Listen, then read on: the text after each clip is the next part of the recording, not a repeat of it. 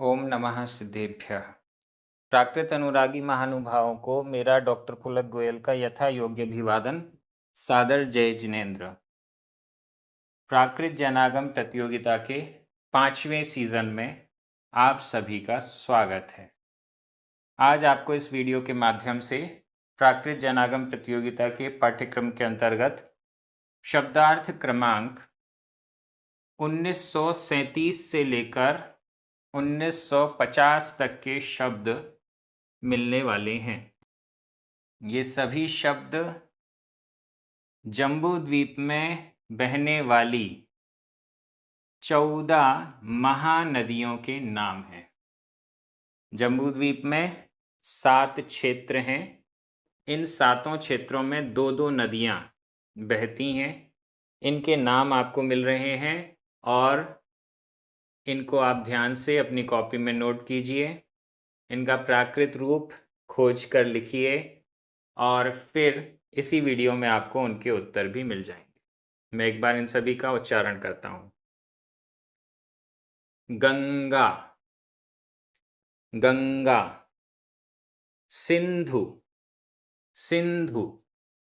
रोहित, रोहित।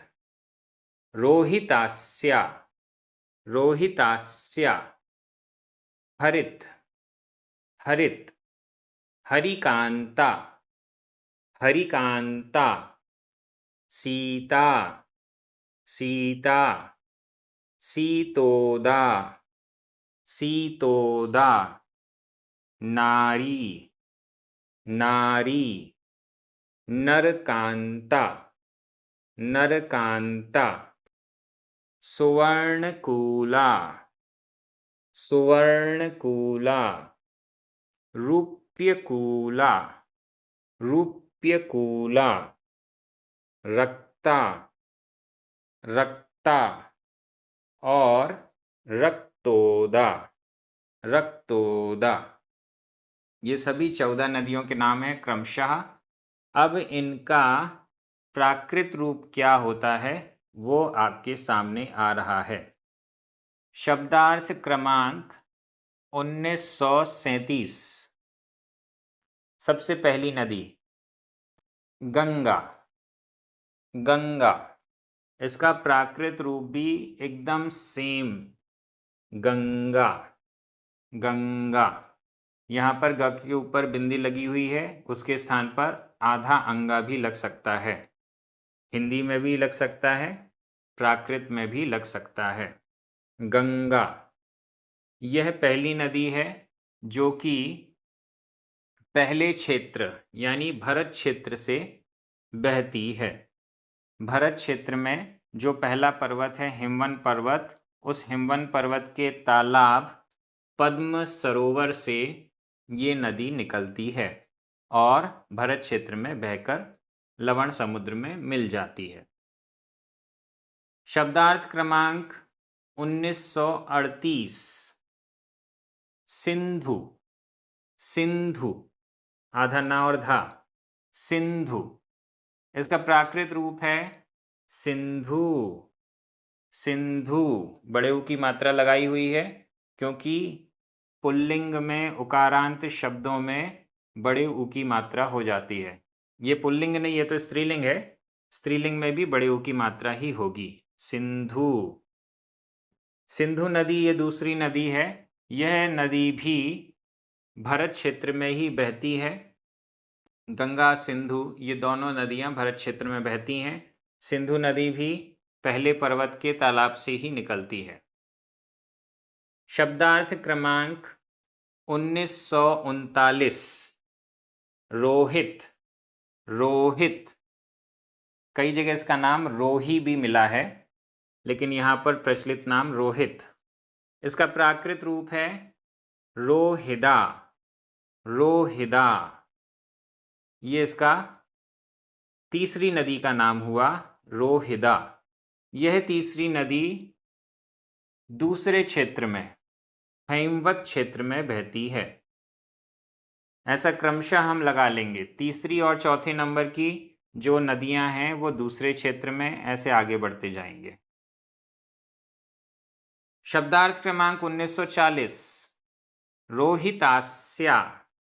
रोहितास्या इसका प्राकृत रूप है रोहिदासा। रोहिदासा। यह चौथी नदी है। यह चौथी नदी भी पहले पर्वत और पहले तालाब से ही निकलती है। पहले पर्वत के पहले तालाब पद्म सरोवर से गंगा, सिंधु और रोहितास्या ये 3 नदियां निकलती हैं। दूसरे पर्वत के तालाब से रोहित और फिर 5वें नंबर वाली हरित, ये 2 नदियां निकलती हैं। ऐसा क्रम आगे बनता जाएगा। शब्दार्थ क्रमांक 1941 हरित। हरित इसका प्राकृत में रूप है हरी। हरी। एक्चुअली हरित में आधा ता है, लेकिन हिंदी में आधे ता को पूरा ता कर दिया, इसलिए ये हरित हो गया। एक्चुअल नाम इसका है हरी। हरी बड़ी की मात्रा। ये 5वीं नदी है। 5वीं नदी भी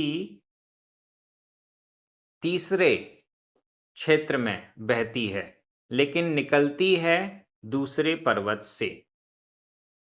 शब्दार्थ क्रमांक 1942 हरिकांता। हरिकांता इसका प्राकृत में रूप हरिकंता। हरिकंता। यहाँ हिंदी में हरिकांता, प्राकृत में हरिकंता। ये इसमें डिफरेंस है थोड़ा सा। और यह 6वीं नदी है। 5वीं और 6वीं ये दोनों नदियां तीसरे क्षेत्र में बहते हैं, हरि क्षेत्र में। शब्दार्थ क्रमांक 1943 सीता। सीता इसका प्राकृत रूप है सीदा। सीदा। सीता नदी 7वीं नदी है और यह है विदेह क्षेत्र में, जो चौथा क्षेत्र है बीचों बीच, विदेह क्षेत्र में बहती है। गंगा नदी और सिंधु नदी की सहायक नदियां हैं 14 हजार। इसके बाद रोहिदा और रोहिदासा, रोहित और रोहितास्या की दुगनी 28 हजार। फिर 5वीं 6वीं नदियां हरि और हरिकांता, इनकी और दुगनी 28 से भी दुगनी 56 हजार नदियां। 7वीं 8वीं सीता और आगे सीतोदा, इन नदियों की सहायक नदियां इससे भी दुगनी, मतलब 56 से भी दुगनी हो गई 112 हजार नदियां इनकी सहायक नदियां हैं। शब्दार्थ क्रमांक 1944 सीतोदा। सीतोदा ये है, इसका प्राकृत रूप है सीदोदा। सीदोदा। यह 8वीं नदी है। यह भी विदेह क्षेत्र में ही बहती है और इसका सहायक नदियों की संख्या 112 हजार है। आगे शब्दार्थ क्रमांक 1945 नारी। नारी इसका प्राकृत रूप है णारी।